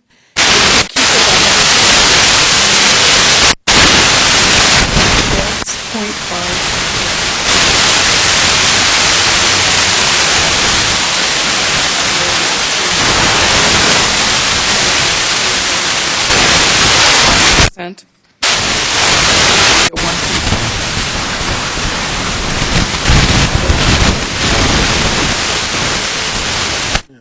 That's similar to what we did on the Austin Bluffs Union. It is. If you look at your report, you've got examples from Austin Bluffs and Union and from the first Woodman project. And it's just to keep the projects flowing and not have to delay a contractor by possibly 30 days because we need to come back to CAC and PPRTA board. Mm-hmm. Okay. Yeah. Rick, you want to add some housekeeping, yes. Do we need just a little broom or a vacuum? Just a housekeeping item. If you would want to entertain removing from the policy all of the completed projects,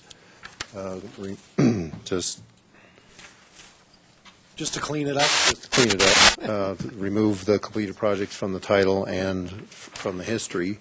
But you just saw where you wanted to refer back to a completed project that wouldn't have shown, so the pros and cons. So just something for you to think about if you want to clean it up and remove the history. Would the current wording for the Woodman Road then reflect would it remain and we add one for the current contract, being this was phase one for precedence? Or would you recommend we just add it for the current RTA and the current scope of work for the project? Not sure I understood the question. So we had one in there already for Woodman Road. Yes, I'm saying take out, let's leave both Woodmans, Okay. or leave the old Woodman, And you add a the new one. one, Right. Woodman, but Proby could come out, Cimarron Street Bridge could come out, Union Austin Bluffs could come out. Vincent Drive still an ongoing project. Yeah. Could I also ask very quickly, in the history, it says, 10%, but it doesn't give us how much, like this one, we know it's going to be 1.5 million max. What has been our previous max that we've approved? And does anybody know? Yeah, Woodman Phase 1 was 60 million total, but I don't know how much of that was federal funds. So I'm thinking it was about 30 million in PPRTA funds, and that would have been a $3 million max. Okay. I was just kind of looking for the apples to apples. Okay. Just adding this in, I think having some of the history is useful. Yes. For certain future committees and all that, for them to go back and sort of see the context of what. I agree. Given that comment, could I then suggest that we subdivide this into two categories and we show the maybe current projects and prior projects, whatever, and then leave those completed? So I think that having the complete history was probably not a bad idea. Yeah. But we just show that there. Oh, you mean in the policy? Are your revisions to these things noted, like the policy number 12, Rev 1, Rev 2, whatever? Yes. So maybe delineating those ones that are complete that you're recommending taking out and to show them then the original, and then we show Rev 1 to be the two Woodman things. Is that acceptable, Rick? Sure. Is that acceptable? Fine. Jim, I have a problem when I say that. Literally, these depend on the timing. Kathleen's going to see change orders now that are significantly larger, perhaps, than they have been in the past, because literally you're taking, by asking me to do a change order is going to take time for me making more money on the next project. Because of the economics. So literally, change orders in the past that have represented, for the sake of discussion, 5% of the total contract, could conceivably be 10% now, just because of some significant timing. And I'd ask Steve Murray to weigh in on this, because he sees it on a current basis, and I'm going historically. The meaning of them is relative to the economic times. Mike Chavez wrote this up for 5%. I think he felt comfortable with 5%. And I have a feeling what he'd say to you is that if he had a change order that needed to be more than 5% for one specific item, he could come and talk to you about it. Or if it was if he could break it down into two projects, break it down into two projects to keep it at under the 5%. But he did put the 5% on, knowing that we used to have 10%, and he seemed comfortable with that. You have to kind of go with his professional judgment. In that particular case, yeah. If he turns out that he's wrong, he can come back to you and say,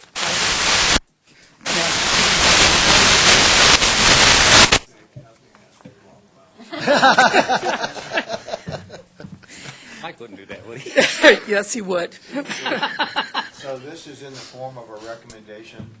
So do I hear a motion to accept the city's modification to policy number 1224? So moved with the historical caveats that we've discussed. Second. Any other discussion? All those in favor? Aye. Any opposed? One abstention. On behalf of Mike, thank you. City of Colorado Springs Transit Services monthly report. Brian Vituli. So distinguished. Good afternoon, Brian Vituli, City of Colorado Springs Mountain Metro Transit. I just wanted to provide you with our monthly transit report. For our local fixed route services, for March of 2016, there was a 3.4% increase over March of 2015. For our ADA paratransit service, there was just about a 2% increase in ADA ridership from March of 2015 to March of 2016.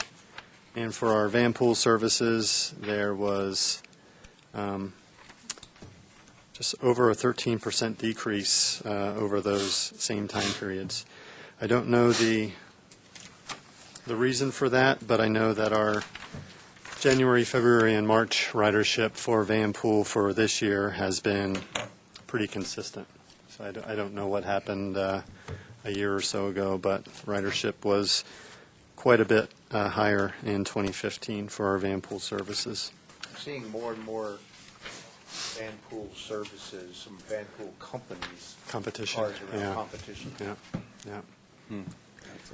Yeah. A short project update. We implemented our spring 2016 service changes on Sunday.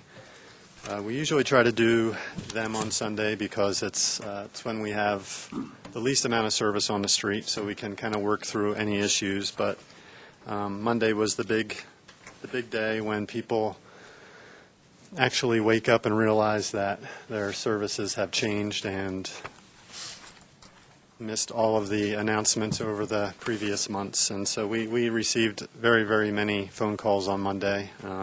We had a lot of staff out in the field at the downtown terminal, some of the transfer locations out in Manitou. So it's kind of an eye-opening experience for our customers and for staff. But we're constantly told that we do a very poor job of getting the word out, and all of us inside just kind of scratch our heads, and because very much pride ourselves on trying to get the word out. And this is over 7 months in the making. We've had public meetings and press releases and neighborhood organization meetings, and literally people really just seem to have blinders on, and they wake up on the morning of the service change and had no idea that this was happening. So is it a specific group, i.e. seniors who have a harder time maybe visually seeing something? Not really. It's across the board. It's just It's changed. ignorance or just, yeah, exactly. And I don't mean ignorance that way, but just they don't address or hear the change that's going to happen, yeah. And some of them, you know, they've been taking these routes and the same bus for years and decades.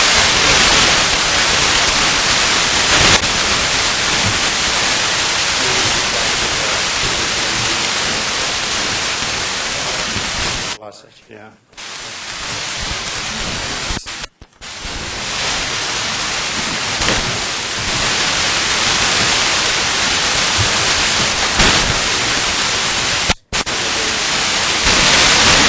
And they learn what the changes are.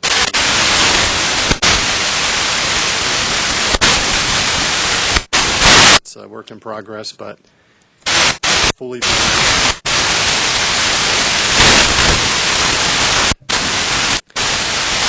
An update on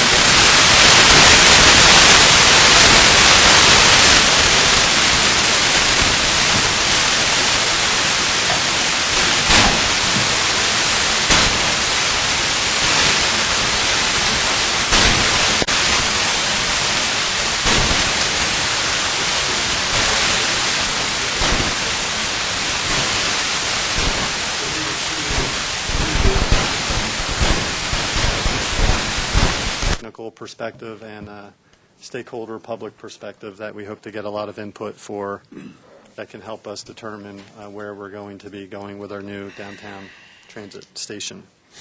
And this is a very, very quick project, so by August or September we should have a new site identified. And what we're looking for is both a public city-owned site, but then also another site that, depending on how it works, it could be purchased or possibly acquired in other ways. So we want to have a backup if the appetite isn't there for buying a private property or eminent domain, then we would have a public location in our back pocket to use. So, and we'll give you regular updates as this project unfolds, but again, it's another exciting development with transit. Are there any questions? What we talked about the other day, I haven't been contacted yet, so you might want to. Okay, yeah, I can think get the time and stuff on calendar. we're a day or so away from securing the location. Okay. It's looking like it'll be the YMCA building, but it'll be out very soon, I think. I've been asked to be on the swag for this part of this thing, so I'll have a couple updates from my perspective.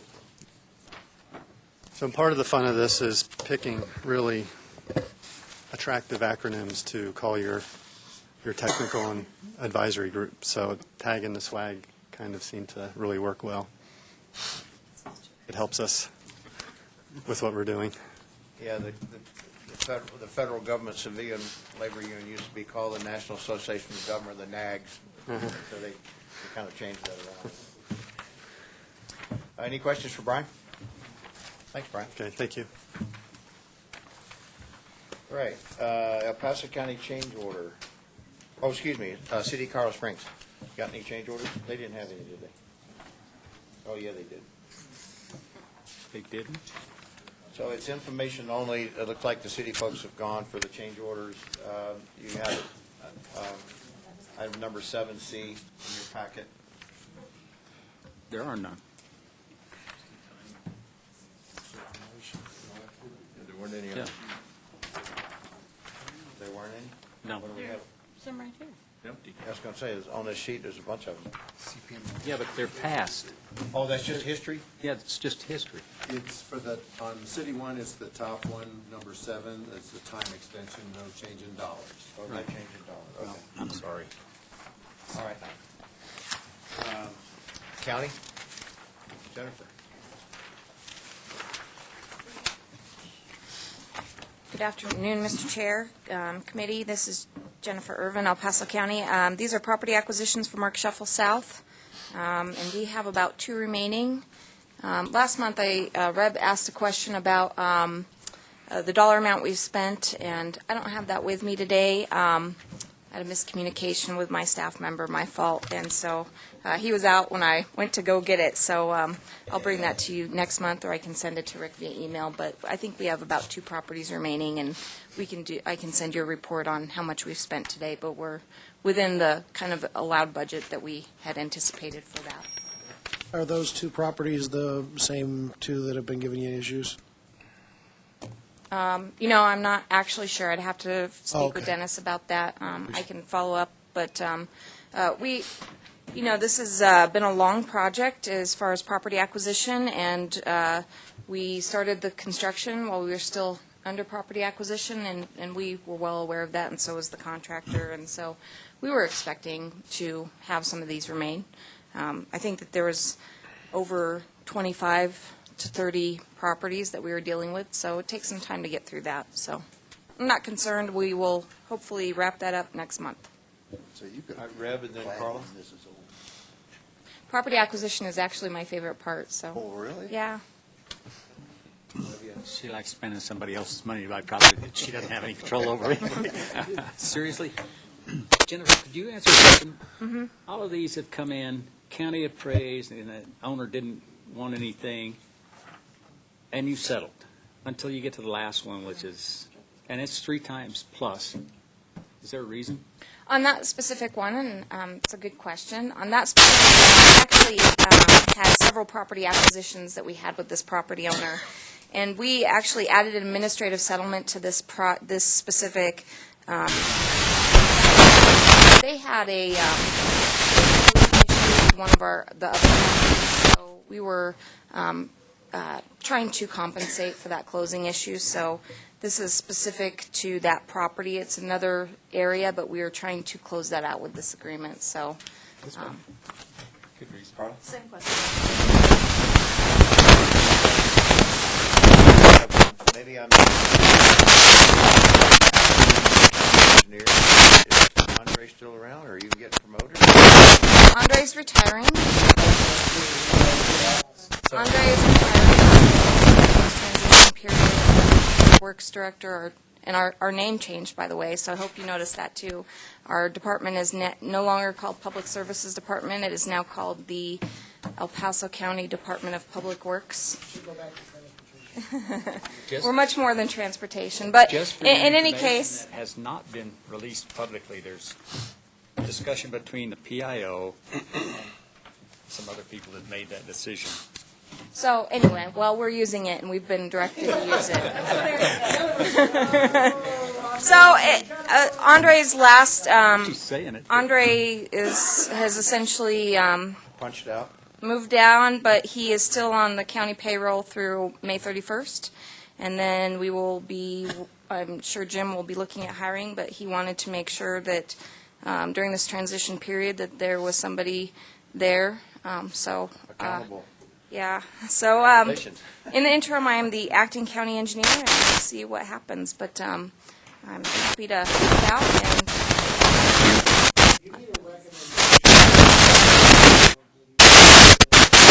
there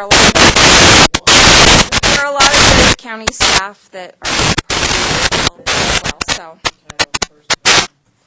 in any case,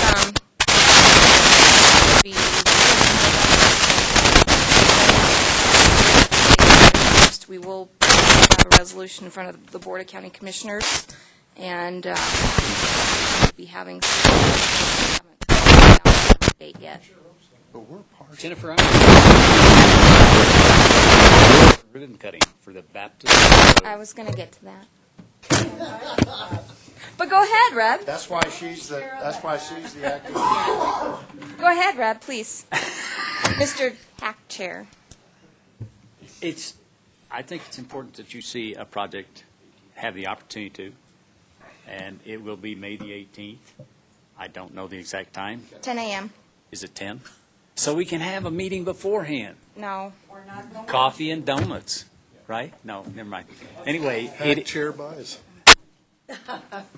if you show up at 9 o'clock, I'll buy, okay? I don't have to worry about anybody getting up to bed anyway. Seriously, it's a great project. It shows the efforts of PPRTA, and you can actually see something done. There's actually a member of the CAC that was quite prominent in this project. So you can see how the community as a whole puts forth an effort and gets a fairly expensive little project done, and a complex one, just because there were a few more railroad cars or trains coming down the track than I originally Yeah, but thought. we paid that railroad guy to sit in that truck and do a darn good job. A lot of money we paid that guy. It's amazing. It's amazing how much money we pay those guys. All right. I'm sorry, Jennifer. No, that's okay. We will have a press release. So we have invitations being worked out. So we're working on getting ready for that ribbon cutting. I would say that the project manager, Dennis Barron, who works for me, has done an incredible job. He's had several of these major PPRTA projects, and between him and other county staff, I think hopefully we came out well with this project, and I'm excited to. It's already open because we didn't want to wait, but we're excited to have a quick little ceremony, and would love to have anybody who wants to come. Great. Thank you. All right. Any other questions for Jennifer? Thank you. Administrative actions and reports. Recent board actions. Rick? Any questions? You've answered most of them. All right. No questions there. State of Colorado legislation. Oh. Just a general comment, state of Colorado legislation. They're shutting down soon. Good afternoon, Rachel Beck, Policy and Communication Manager. We have been following one last bill as the legislative session wraps up, which is House 1303. To refresh your memory, that's the one that proposes that vacant land annexed by a non-member would not pay sales tax. So during your last meeting, that bill was assigned to the Local Government Committee, and it had a hearing, and that committee voted to send the bill to the floor on a 7-4 vote. The bill was then laid over for several days by the Speaker, and then it was sent back to the Judiciary Committee. This is a very unusual move. It's extremely rare that a bill would be heard by two committees. That's not the usual process. And that was done for a reason, which was that this particular committee would take a different look at the bill. So that hearing happened last night. The hearing started, the committee started hearing bills at 1:30. At 4, they started hearing testimony on 1303. There were a number of PPRTA staff and city and county staff and elected officials that went to testify in opposition because, as you recall, the board had voted to oppose the bill. Because our contention is that RTA law says that the voters set a geographic boundary, and that just because another jurisdiction comes and annexes into that boundary, that doesn't change the boundary of a regional authority. So because we are so late in the session, they have to finish up on May 11th. The committee took a time out at 5:30 to go back to the floor and vote on the bill that the committee that day. So we all hung around. They reconvened at 10:15. Yes. And at that point, they asked if anyone else wanted to testify on the bill. We did have several other people signed up to speak, as did Fountain. But they had counted votes, knew that there weren't enough votes to pass the bill, so they wrapped it up as quickly as possible. And the vote failed by, or the bill failed by one vote. So the bill has now been postponed indefinitely. There's possibility that someone could bring something back in a similar fashion next year. And of course, the lawsuit on the same topic continues, but for now, that bill is not on the table. You're here. So, How does one committee overrule the decision of another without it going to the House for a full vote? that was part of the question. Yes. And there were several members of the committee that voted in favor of the bill because of they had issues with that procedure and felt that that was not fair treatment of the bill or the bill sponsor and not a good way to operate. And it's been interesting on this bill to see how the process has affected its progress. It's also been really wonderful to see how everybody in the region has worked together on this bill. There have been city and county staff, elected officials from a number of different entities, their lobbyists. Everybody has pulled together to cooperate on this bill. And so, in fact, Jennifer was looking up information frantically last night, at 10 o'clock at night and sending it to us. And so I think you can be proud of your local staff. Good, very good. Litigation is in the background continuing? Yes, we still have a court date in September. Questions or comments on that bill? Good work, Rachel. Oh, thank you. It was a lot of others. It was a team effort. Very good, thanks. Thank you. Appreciate it. Okay, any agenda topics for the next meeting? Anybody wants to propose? I'm sorry, what? Any agenda items for the next meeting that anybody wants to bring up? Mr. Eggers? Read on this issue that you were concerned about. The task order. I can report back on that.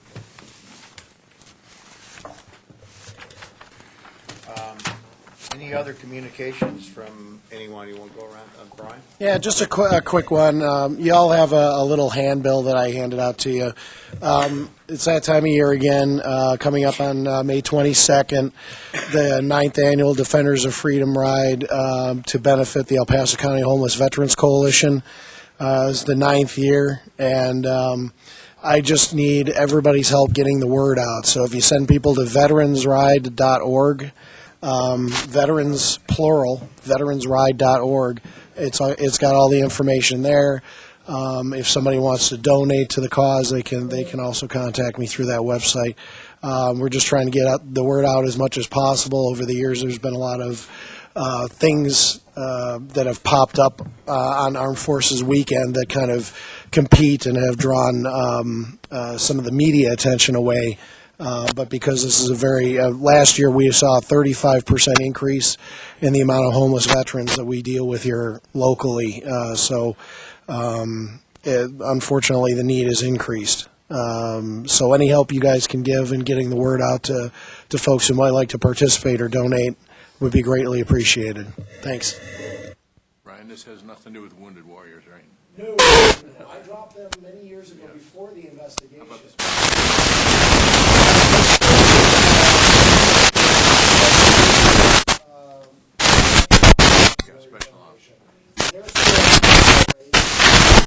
this is local.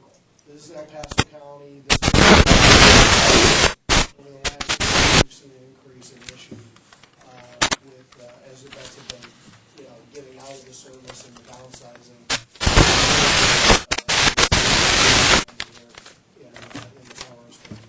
We're seeing that in Marion House also. Yeah, we actually, the coalition partners with the